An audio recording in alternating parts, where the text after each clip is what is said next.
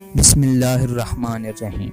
السلام علیکم ناظرین، آج ہم آپ کو بتائیں گے کہ ڈاکٹر عبدالقدیر خان کون تھے اور وہ کہاں پیدا ہوئے اور انہوں نے پاکستان کے لیے کیا کچھ کیا۔ یہی آج ہماری ویڈیو کا موضوع ہوگا، مگر آگے بڑھنے سے پہلے ہمارے چینل ہسٹری آف اسلام کو سبسکرائب کر دیں، جہاں آپ کو دنیا بھر کی اسلامی اور معلوماتی ویڈیوز فراہم کی جاتی ہیں۔ 1936 انڈیا بھوپال میں پیدا ہونے والا بچہ 1952 میں سر پر ایک صندوق اٹھائے جس میں چند جوڑے کپڑے اور کچھ کتابیں ہیں، پاکستان کی جانب ہجرت کرتا ہے۔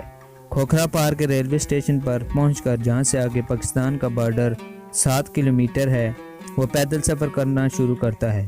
راستے میں ریت زیادہ ہونے کی وجہ سے جوتوں سمیت چلنا مشکل ہو جاتا ہے، جس پر وہ جوتے اتار کر ننگے پاؤں سفر کرنا شروع کرتا ہے، لیکن پاکستان کے بارڈر پر پہنچتے پہنچتے اس کے پاؤں میں چھالے پڑ جاتے ہیں۔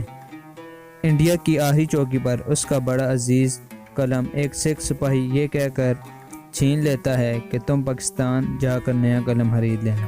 اس کے جواب میں وہ یہ کہتا ہے کہ جسے قلم اور علم اللہ عطا کرے اس سے کون چھین سکتا ہے، اور یہ قلم کیا چیز ہے، اللہ مجھے پاکستان میں بہت کچھ دے گا۔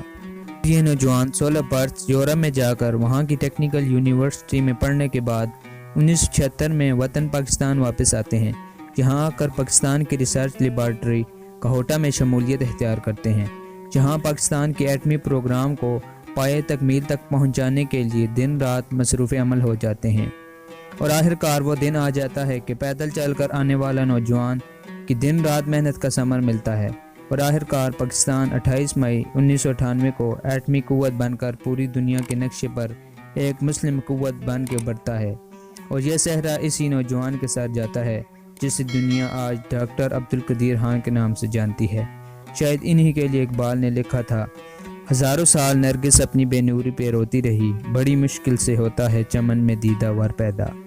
اور ہمارا لہو بھی شامل ہے گلستان میں، ہمیں بھی یاد رکھنا جب چمن میں بہار آئے۔ صد افسوس کہ ہماری قوم نے ہیروز کو تب یاد کیا کہ جب ہم نے ان کو کھو دیا۔ ایسے بلند حوصلے اور عظمت والے انسان کو میں پوری قوم کی جانب سے سلام پیش کرتا ہوں۔ اللہ رب العزت سے دعا ہے کہ انہیں جنت الفردوس میں اعلی مقام عطا فرمائے، آمین۔